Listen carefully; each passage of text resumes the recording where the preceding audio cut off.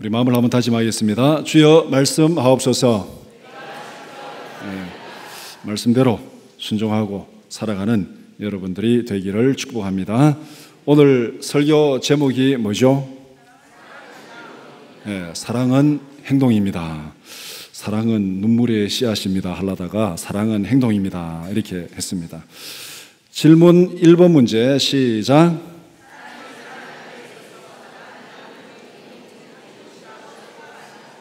사람이 살아가는 데 있어서 가장 기본적인 공동체는 무엇이라고 생각합니까? 가정입니다. 가정.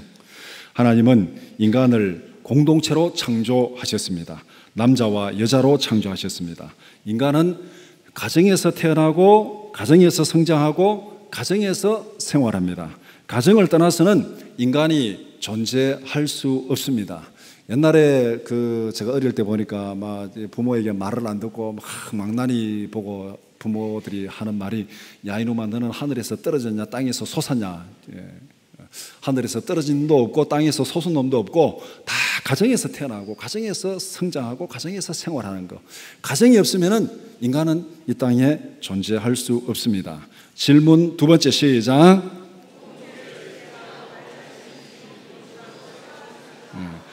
공동체를 지탱하고 발전시키는 힘은 무엇이라고 생각합니까? 사람과 사람을 묶어주는 힘은 사랑입니다. 하나님께서 남자와 여자로 다른 사람으로 창조했는데 이 둘이 하나로 묶여가지고 가정이 되는 거, 이 둘을 하나로 묶어주는 것은 사랑입니다. 아담의 사랑의 고백이 아담과 하와를 하나로 묶어주었습니다. 창세기 2장 23절에서 25절 우리 같이 보겠습니다. 시작. 아담이 이르되 이는 내 뼈 중에 뼈요 살 중에 살이라. 이것을 남자에게서 취하였은즉 여자라 부르리라 하니라. 이러므로 남자가 부모를 떠나 그의 아내와 합하여 둘이 한 몸을 이룰지로다. 아담과 그의 아내 두 사람이 벌거벗었으나 부끄러워하지 아니하니라. 남자와 여자로 만들어졌는데 이 둘이 하나가 된 것은 사랑으로 인해서. 아담이 하와를 보는 순간에 내 뼈 중에 뼈, 내 살 중에 살이라. 이 세상에서 가장 멋있는, 가장 심오한, 가장 고차원적인 사랑의 고백이 이것입니다. 어느 소설에, 어느 문학 작품에, 어느 시에 사랑의 고백 다 통틀어도 이것보다가 더 완벽한 사랑의 고백은 없습니다. 이 사랑의 고백으로 남자와 여자 둘이 하나가 되었습니다. 질문 3번 시작.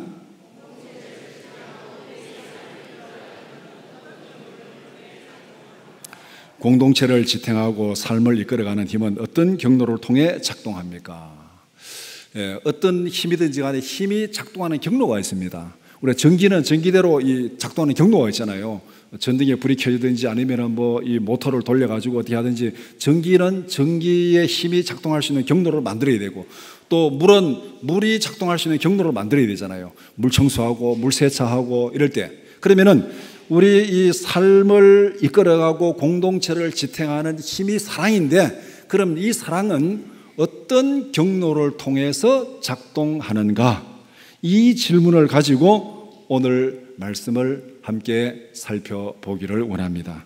함께 읽은 요한일서 4장 7절에서 12절은 세 부분으로 나눌 수 있습니다. 첫 번째는 사랑의 근원, 두 번째는 행동으로 표현된 사랑, 세 번째는 표현된 사랑을 실천하라.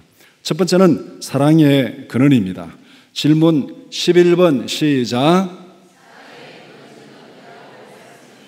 사랑의 근원지는 어디라고 말씀합니까? 사랑의 근원지는 하나님이라고 말씀합니다.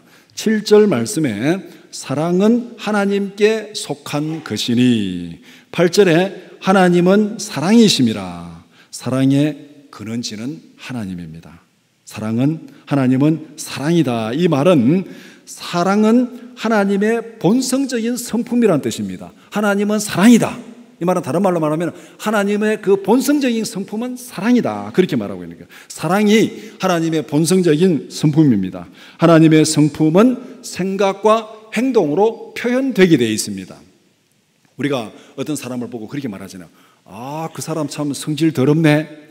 이런 말을 했다 칩시다. 그러면 그 사람이 가만히 있는데 보고 성질을 더럽다 그럽니까? 행동을 하든지 말을 하든지 뭐 하는 걸 보고 딱 그 사람 성질 더럽네. 성질은 그 성품이에요. 성품이 더러운 게 뭘로 알 수 있습니까? 행동으로 보고 알 수 있습니다. 성품이 행동으로 나타날 때 그게 뭐 성질이 좋다는 동, 나쁘다는 동, 더럽다는 동 이런 말이 되는 것이죠.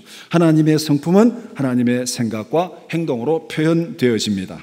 하나님은 사랑이기 때문에 하나님의 모든 행동은 사랑의 표현입니다. 하나님은 사랑이니까 하나님의 생각은 사랑이고 하나님의 행동은 사랑이고 다 사랑입니다. 그렇다고 사랑이 전부 하나님이라는 말은 아닙니다. 하나님은 사랑이다. 거꾸로 사랑은 다 하나님이다. 이거는 아니죠. 논리적으로 막 복잡하게 설명할 필요 없고 간단히 설명해 드리겠습니다. 예를 들면 사과는 과일이다. 맞죠? 과일은 사과다. 아니죠. 그렇게 생각하시면 됩니다. 하나님은 사랑이다. 그렇다고 사랑이다 하나님인 것은 아닙니다. 하나님은 사랑이기 때문에 사랑의 근원지는 창조자 하나님입니다. 질문 12번 시작. 우리는 어떤 행동을 통하여 하나님을 실천적으로 알 수 있습니까? 하나님은 사랑이십니다. 그렇게 얘기했습니다. 사랑의 하나님을 알 수 있는 방법은 사랑을 실천하는 거예요. 우리가 사랑을 실천하지 못하면 사랑이신 하나님을 알 수가 없습니다. 이 원리를 7절과 8절에서 이렇게 설명합니다. 사랑은 하나님께 속했다. 사랑하는 자마다 하나님으로부터 나서 하나님을 안다. 사랑하지 않는 자는 하나님을 알지 못한다. 왜냐하면 하나님은 사랑이시기 때문에 그렇다. 다른 말로 말하면 사랑하는 자는 하나님의 성품을 공유한다는 것입니다. 하나님의 성품이 사랑이기 때문에 사랑하는 자는 하나님의 성품을 공유한다. 그래서 사랑하는 자는 하나님의 성품을 알고 하나님의 마음을 안다는 것입니다. 사랑하지 않는 자는 하나님을 전혀 알 수 없습니다. 사랑하지 않는 자는 하나님을 알 수가 없습니다. 질문 13번 시작.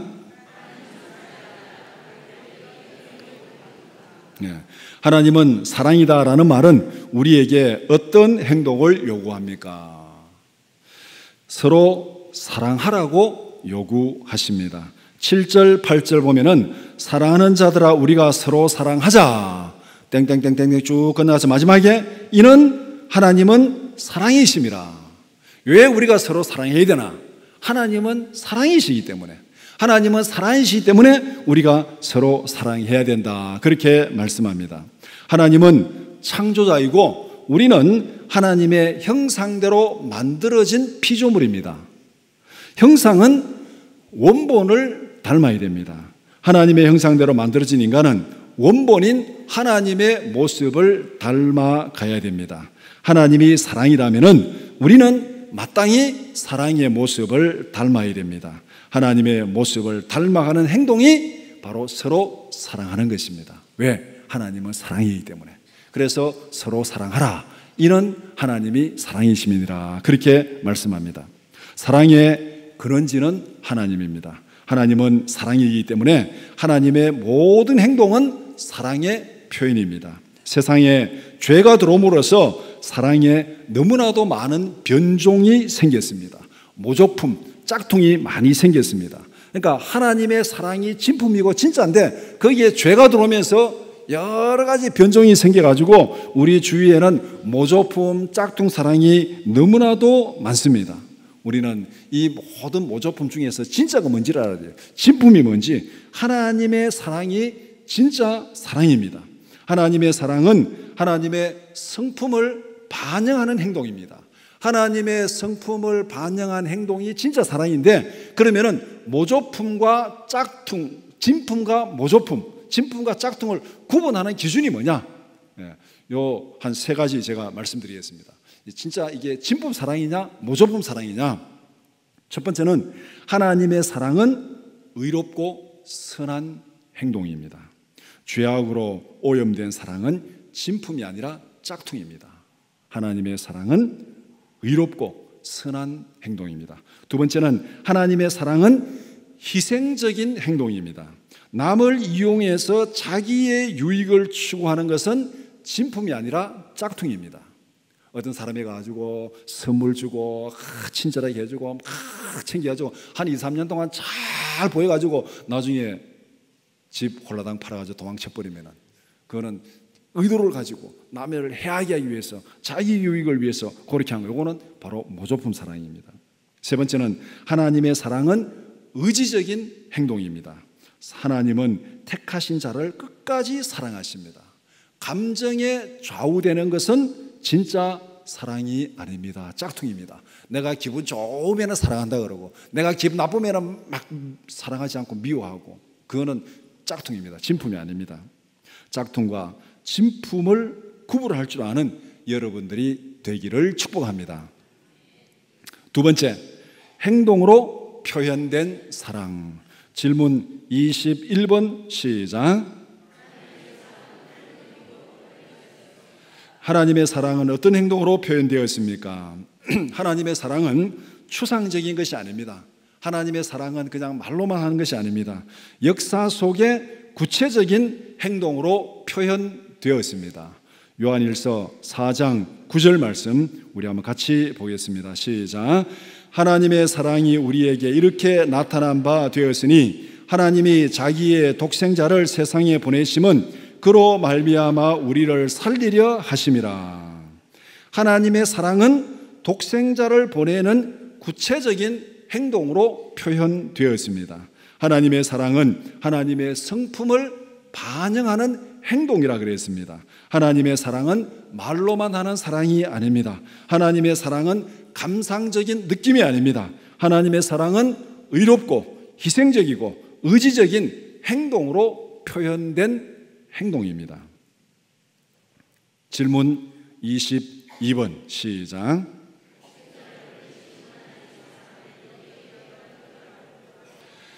독생자를 보내신 하나님의 사랑은 우리에게 어떤 결과를 목표로 합니까? 사랑은 희생적이라 그랬습니다. 남을 이용해서 내 유익을 추구하는 것은 그거는 사랑이 진짜 사랑이 아니고 그거는 짝퉁입니다. 그러면은 하나님의 사랑은 우리에게 어떤 결과를 목표로 하는가? 사랑을 행동으로 표현한 하나님의 목표는 우리를 살리는 것이다. 우리를 살리기 위해서. 우리는 모두 죄 가운데서 영원히 죽을 수밖에 없는 존재들입니다. 죄를 범해서 완전히 죽을 수밖에 없어요. 이제는 우리가 어떻게 살 방법이 없어요. 그런데 하나님께서 그 죄 가운데 있는 우리를 살리기 위한 이것이 하나님의 사랑이다. 로마서 3장 23절에 이렇게 말씀합니다. 같이 보겠습니다. 시작. 모든 사람이 죄를 범하였음에 하나님의 영광에 이르지 못하더니. 모두가 죄를 범해서 하나님의 영광에 이르지 못한다는 것은 하나님의 영원한 생명에 참여할 수 없다는 거예요. 이게 창세기로 거슬러 올라가면은 인간이 범죄함으로 인해서 생명나무에 근접하지 못하도록 불로 하얀검으로 지키고 에덴 동산에서 쫓아내버렸습니다. 그러니까 사람들은 죄 가운데서 영원히 죽을 수밖에 없는 거예요. 그런데 죄로 인해서 하나님 안에 있는 영원한 생명에서 제외된 우리를 하나님께서 살리기 위해서 독생자를 보냈습니다. 독생자를 보내신 것이 하나님의 사랑의 최고의 행동인데 9절 10절 말씀을 이렇게 요약할 수 있습니다. 죄로 인하여 죽을 수밖에 없는 우리를 살리기 위해서 하나님은 독생자를 보내셨습니다. 예수께서 우리 죄를 대신해서 자신을 화목제물로 드렸습니다. 예수님의 죽으심으로 말미암아 우리는 죄 사함 받고 구원 받았습니다. 누가 누구를 위해서 희생했습니까? 하나님이 우리를 위해서 희생했고 예수님이 우리를 위해서 희생했고 예수님이 죽으심으로 정말 희생적이죠. 자기 생명을 내줌으로 인해서 우리가 죄 사함 받고 구원 받았습니다. 이게 하나님의 사랑이에요. 전적으로 자기를 희생해서 우리의 생명을 살리는 것. 내가 죽고 너를 살리는 것. 이게 하나님의 사랑입니다. 예수님의 십자가를 통하여 하나님의 사랑이 온전히 성취되었습니다. 예수 그리스도의 십자가는 하나님의 사랑을 완성하는 절정입니다. 질문 23번 시작.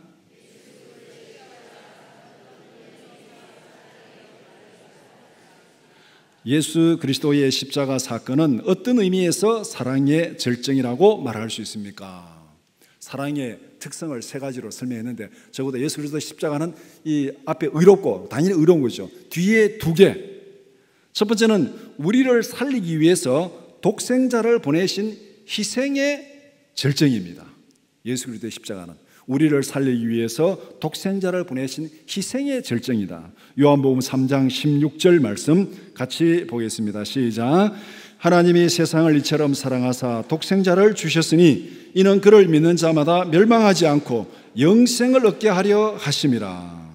죄인을 살리기 위해서 누구를 줬습니까? 자기 아들을 주었어요. 아들 중에도 여러 명 있는 중에 하나들이 아니고 하나밖에 없는 아들을 주셨습니다. 이것보다가 더 큰 희생이 어디에 있습니까? 여러분들 지나가는 죄인들을 살리기 위해서 정말로 이렇게 다른 사람을 도와주기 위해서 돈을 줄 수도 있고 옷을 줄 수도 있고 음식을 사줄 수도 있지만은 하나밖에 없는 아들을 내어줄 수 있습니까? 우리에게는 이게 불가능한 일입니다. 이것보다가 더 큰 희생은 없습니다. 이런 행동을 사람들은 사랑의 원자폭탄이다 그렇게 표현해서 어떤 목사님의 일대기를 영화로 만든 것도 있잖아요. 정말 이보다 더 큰 사랑이 없다. 그 표현이 사랑의 원자폭탄이다 그렇게 표현했습니다. 두 번째, 하나님의 사랑을 행동으로 표현한 의지적 행동의 절정입니다. 예수님의 십자가의 사랑은 하나님의 사랑을 행동으로 표현한 의지적 행동의 절정입니다. 로마서 5장 8절 말씀 다 같이 시작. 우리가 아직 죄인 되었을 때에 그리스도께서 우리를 위하여 죽으심으로 하나님께서 우리에 대한 자기의 사랑을 확증하셨느니라. 우리는 죄 가운데서 죽을 수밖에 없는 죄인입니다. 우리가 아직 죄인 되었을 때, 죄인일 때, 이 말은 다른 말로 말하면 우리에게는 하나님이 사랑할 만한 끈덕지가 전혀 없습니다. 우리는 죄인이고 죄인은 하나님과 원수가 되었습니다. 하나님 앞에 불순종하고 하나님과 원수가 되고 쫓겨난 자입니다. 원수를 만나면 죽여야 되죠. 그런 죄인인 우리를 위해서 하나님께서 독생자를 보내시고 그 독생자를 우리를 위해서 죽였습니다. 그러면 이것은 기분이 좋아서 감성적으로 느낌이 좋아서 그렇게 했겠습니까? 원수를 위해서 자기 독생자를 내어주는 것은 이거는 이를 악물고하는 의지적인 행동의 절정입니다. 하나님의 사랑은 예수 그리스도의 십자가를 통해서 완전하게 이루어졌습니다. 희생의 절정이고 의지적 행동의 절정입니다. 하나님의 사랑은 추상적인 것이 아닙니다. 우리를 향하신 하나님의 사랑은 구체적인 행동으로 표현되었습니다.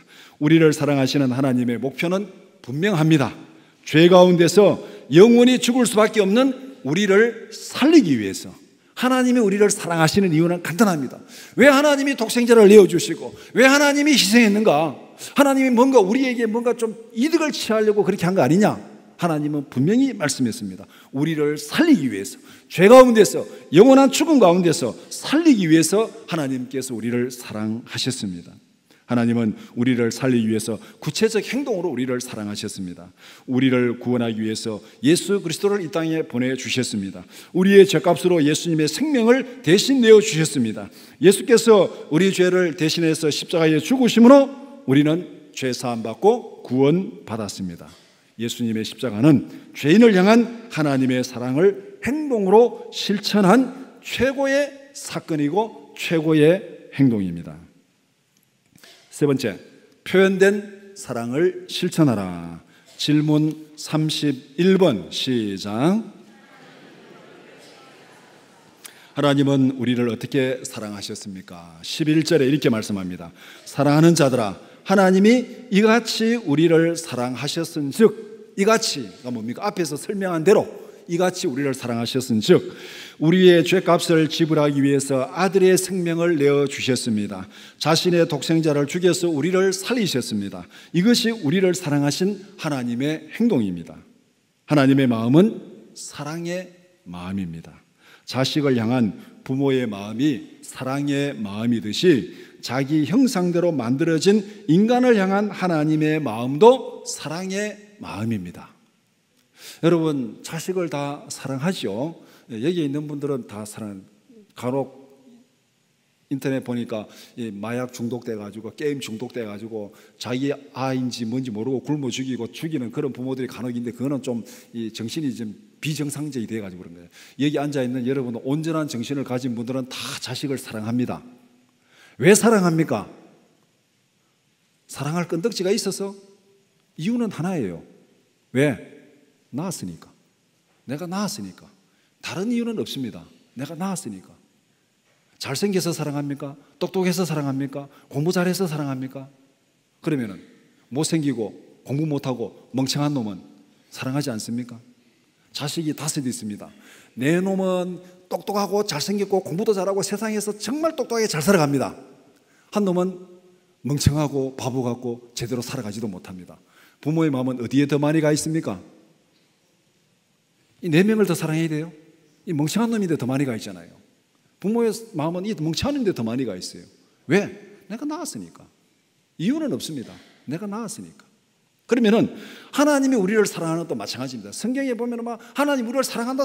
왜 사랑하냐? 우리 죄 지었는데 범죄인데 왜 사랑하느냐? 그렇게 반문할 수도 있습니다. 이유는 간단해요. 하나님이 우리를 자기 형상대로 만들었으니까. 하나님이 우리를 사랑하는 데는 이유가 없습니다. 우리가 범죄하고 불순종하고 막 객길로 가고 원수가 되어도 그래도 하나님 우리를 찾아와서 사랑하십니다. 왜? 하나님의 형상대로 만들었으니까. 자식이 잘못하고 때로는 범죄하고 감옥에 들어가도 부모는 그 자식을 찾아갑니다. 왜? 내가 낳았으니까. 이게 사랑의 마음이에요. 사랑의 진품은 구체적 행동으로 표현된 하나님의 마음입니다. 고린도전서 13장 4절에서 7절 우리 한번 같이 보겠습니다. 시작. 사랑은 오래 참고 사랑은 온유하며 시기하지 아니하며 사랑은 자랑하지 아니하며 교만하지 아니하며 무례히 행하지 아니하며 자기의 유익을 구하지 아니하며 성내지 아니하며 악한 것을 생각하지 아니하며 불의를 기뻐하지 아니하며 진리와 함께 기뻐하고 모든 것을 참으며 모든 것을 믿으며 모든 것을 바라며 모든 것을 견디느니라. 이것이 우리 흔히 말하는 사랑장이라고 말하는 고린도전서 13장에 나타나 있는 사랑의 모습입니다. 자, 그러면 하나님의 성품, 의롭고 희생적이고 의지적인 행동이 사랑인데 그럼 여기에 그런 모습이 있는지 한번 살펴봅시다. 하나님의 사랑은 희생적입니다. 5절에 보면은 자기의 유익을 구하지 아니하며, 하나님께서 독생자를 내어주실 때 자기의 유익을 구했습니까? 아니죠. 자기의 희생이고 자기의 죽음이고 우리를 살리기 위해서 자기의 유익을 구하지 아니하며, 그 다음에 하나님의 사랑은 의로운 것입니다. 5절 6절 악한 것을 생각하지 아니하며 불의를 기뻐하지 아니하며 진리와 함께 기뻐하고, 이게 의로운 것이고 선한 것이고 거룩한 것이에요. 그게 악이 들어가면은 이건 모조품이에요. 하나님의 사랑은 의지적인 결단입니다. 7절에 모든 것을 참으며 모든 것을 믿으며 모든 것을 바라며 모든 것을 견디느리라. 이게 감정이 좋아서 기뻐서 하는 겁니까? 모든 것을 참고 모든 것을 견디는 것은 이를 악물고 인상 써가면서 죽을 고생하면서 견디는 거예요. 이게 사랑이에요. 이게 의지적인 행동이잖아요. 정말 힘들지만은 이를 악물고라도 그렇게 하는 것이 사랑이에요. 하나님의 사랑은 희생적이고 의롭고 의지적인 결단입니다. 질문 32번 시작.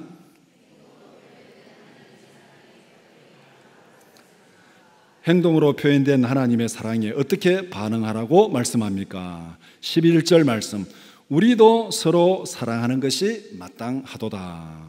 행동으로 표현된 하나님의 사랑을 보았으면 너희도 그렇게 사랑하라고 말씀합니다. 하나님의 사랑을 본받아서 서로 사랑하라고 말씀합니다. 서로 사랑하는 것은 하나님의 사랑을 받기 위한 노력이 아닙니다. 서로 사랑하는 것은 하나님의 진노를 피하기 위한 노력이 아닙니다. 서로 사랑하는 것은 우리가 보고 듣고 경험한 사랑을 전달하는 것입니다. 내가 경험한 하나님의 사랑을 다른 사람에게 전달하는 것, 이게 서로 사랑하는 것입니다. 이런 면에서 보면은 하나님은 우리에게 정말 친절한 분이죠. 우리에게 본을 보여주고 사랑하라 그럽니다. 우리는 간혹 본을 안 보여주고 하라 그럴 때가 많이 있잖아요. 애들 보고 공부해라, 공부해라, 공부해라, 일찍 자라, 일찍 자라, 일찍 자라 그렇게 얘기하면서 자기는 애들 보고 공부하라고 방에 쳐봐놓고는 TV 보고 있고, 애들 보고 일찍 자라 그러놓고는 명화극장 보고 있고. 그러면 애가 방 안에 들어가서 뭐라 그랬습니까? 속으로, 겉으로 안 하겠죠. 지는 안 하면서 나보고 하라 그런다고. 이래가지고 이 자식들 마음속에 이 분노가 생겨요. 자식을 노엽게 하지 말라가 바로 이 얘기예요. 부모가 보는 안 보이면서 하라고 막 하면은 자식의 마음에 분노가 생기는 거예요. 그런데 하나님은 자기의 사랑을 우리에게 보여주시고 그대로 따라하라고 얘기해요. 그대로 따라하라고. 이게 바로 서로 사랑하는 것이 마땅하도다, 이 말씀입니다. 하나님이 우리를 사랑한 것 같이 서로 사랑하라. 서로 사랑하는 것은 내가 받은 하나님의 사랑을 다른 사람에게 전달하는 것입니다. 이게 서로 사랑하는 게 전달하는 거예요.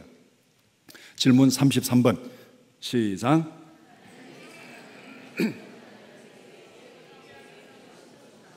하나님의 사랑을 행동으로 전달하기 위해서 우리에게 필요한 것은 무엇입니까? 먼저 우리에게 베풀어 주신 하나님의 사랑을 깨달아야 합니다. 사랑은 하나님께 속한 것입니다. 내가 만들어내는 것이 아닙니다. 사랑은 하나님께서 우리에게 베푸신 것입니다. 전달하는 것. 전달하기 위해서 내가 받아야 돼요. 내가 받아야 전달합니다. 내가 받지 못하면 전달할 수가 없어요. 사랑은 내가 만들어내는 게 아니에요. 내가 만들어서 전달하는 게 아닙니다. 사랑은 하나님께 속한 것이고 하나님이 우리에게 베푸신 것이에요. 그러니까 내가 하나님께로부터 받은 것을 내가 전달하는 것이 사랑하는 거예요. 그래서 이 성경에 이 원리를 얘기하고 있는데, 많은 사람들이 뭐 자녀 교육에 관한 책들을 쭉 쓰면서 이런 얘기를 하잖아요. 사랑받지 못한 아이는 사랑하지 못한다, 뭐 그런 얘기 많잖아요. 사랑받지 못하고 성장한 사람은 사랑하지 못한다는 얘기가, 사랑받지 못했으니까 사랑하지 못한다는 거죠. 근데 그 얘기가 무슨 뭐 교육학자들이, 심리학자들이 만들어낸 게 아니고 오늘 이 성경에서 말하고 있는 거예요. 사랑은 하나님께 속한 것이고 하나님이 우리에게 주신 것이요. 그러니까 우리는 그 사랑을 받아서 전달하는 것입니다. 요한일서 4장 19절 같이 읽겠습니다. 시작. 요한일서 4장 19절 같이 읽겠습니다. 사랑하면 그가 먼저 우리를 사랑하셨습니다. 우리가 사랑하면 그가 먼저 우리를 사랑하셨습니다. 하나님이 먼저 사랑으로 행동하셨습니다. 우리를 구원하기 위해서 독생자를 보내신 하나님의 사랑을 깨달아야 합니다. 독생자를 보내신 사랑을 깨닫고 감사함으로 그 사랑을 전달하는 것, 내게 베풀어 주신 그 사랑을 깨달아야 전달할 수 있습니다. 사랑의 실천은 하나님이 베푸신 사랑을 행동으로 전달하는 심부름이다. 하나님은 우리에게 없는 것을 만들어서 전달하라고 명령하지 않습니다. 하나님께서 주신 것을 받아서 전달하라고 말씀합니다. 하나님의 심부름꾼이 되기 위해서는 먼저 하나님이 베푸신 사랑을 깨달아야 합니다. 심부름의 원리를 깨닫는다면 사랑의 실천은 결코 불가능한 일이 아닙니다. 하나님은 우리에게 넘치는 사랑을 부어 주셨습니다. 우리를 구원하기 위해서 독생자를 주셨습니다.